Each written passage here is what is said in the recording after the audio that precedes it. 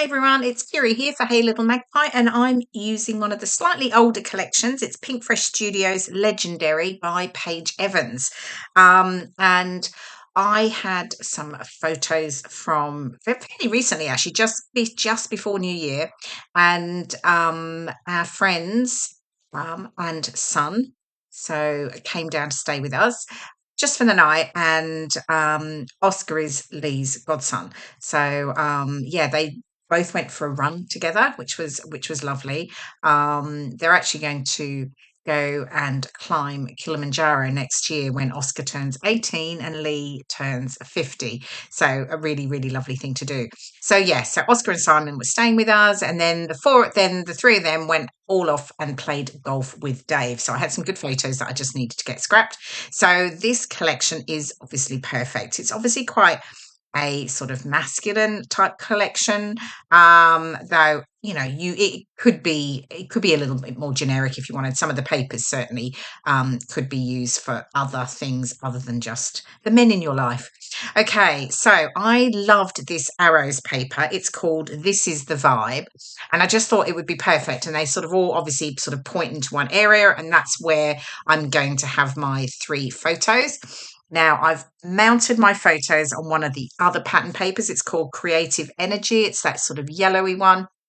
And I thought that was a good contrast to sit on the blue background. I did pick a couple of other of the papers, and there was a blue and a tealy blue, but they seemed to blend in a little bit more. So the yellow had a little bit more of a pop. Now, I've trimmed the arrow paper down, and I'm going to just add it and create this white frame. I felt like I needed a little bit of a contrast to all of the arrows, and the white border just, allows me to do that. And then now these sorts of pattern papers can be quite a bit difficult. Like, I love it, and it's like how to use it. So I felt like I didn't need to add loads and loads of embellishments. I mean, I could have layered up more pattern papers. I didn't really want to cover too much of the arrow background. So here we go. I'm going to do a bit of stitching. So I'm bringing in some embroidery threads, just trying to match them up. And I'm going to stitch around some of the arrows, and I'm definitely not going to go all out and stitch every arrow. That would be like, oh my goodness me. I know that's one of Paige's specialties, but yeah, I'm just going to stick to picking out a few of them. So anyway, here we go. I've stitched around some of the arrows, and I just like the extra sort of dimension and texture that gives. Creates a little bit of difference rather than it being a completely flat background. So I can now get my photos stuck down, and I'm just putting foam pads at the top of the photos only. Now the center one, I'm just changing slightly because I needed somewhere for my journaling to go, and there's a tag in the journaling ephemera pack that I decided I'd use for my journaling because the paper's so patterned. It was really going to be quite difficult to add sort of journaling over the top of that. So I just wanted to make sure I haven't got a foam pad right across the top of this center photo so that the tag can tuck down in behind there. So that works for me, and that's a really good tip for obvious, anything like this where you have got a very busy background and you really need to get you're wanting to add some journalings to tell the story. A tag is perfect, just popping it behind your photos. Okay, now I've pulled in the ephemera here, and I've got 2. I've got the ephemera pack and I've got the journaling ephemera pack, and I've used the tag and the keep growing banner at the top, and then the rest is from the regular ephemera pack. Now I'm just going to sort of fussy cut around some of this ephemera because I don't like all the white showing too much. So I am a bit fussy with that, but I don't mind a bit of fussy cutting. So there we go, as if by magic, that is now all done, and I can start to place my ephemera pieces down.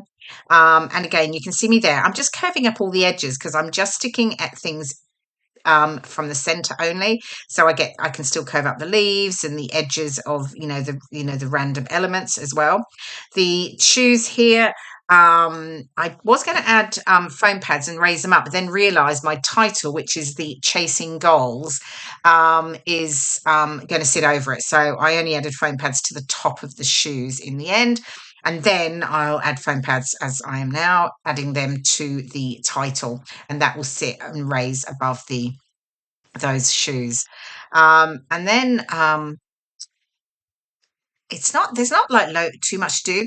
This came together really easily once I'd figured out how I was going to use the arrow pattern paper. As I said, don't need loads of ephemera. I just wanted a little bit around it. There was some good phrases that I wanted to use. There's the currently, keep growing, running on vibes and snacks, obviously the title which says chasing goals. So with that and a little bit of I'm just using the leafy pieces there. Obviously they're outdoors, so that worked well. And then a few little icons like the shoes, the clock, and then there's the drink cup, and they are all holding bottles of water, bottles in the center photo. So that tied in nicely too. So it all worked well. Okay.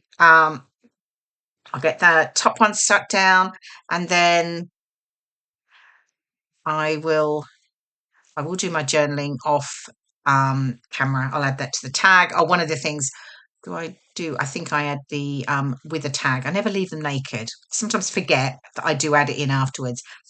Here we go. I'm adding just some embroidery thread. I'm just looping that round a few times. You can tie a ribbon, your bow, or just loop through. But I just like to wrap a few pieces around, and then just tie it off at the back and stick it down. So it's nice and tidy. But yeah, so that's my tag done.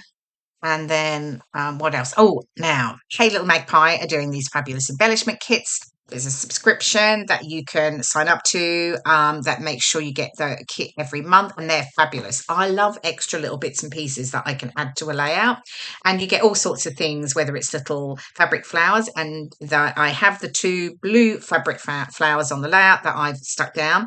They were from the January embellishment kit, but you get all sorts of things from little wooden pieces.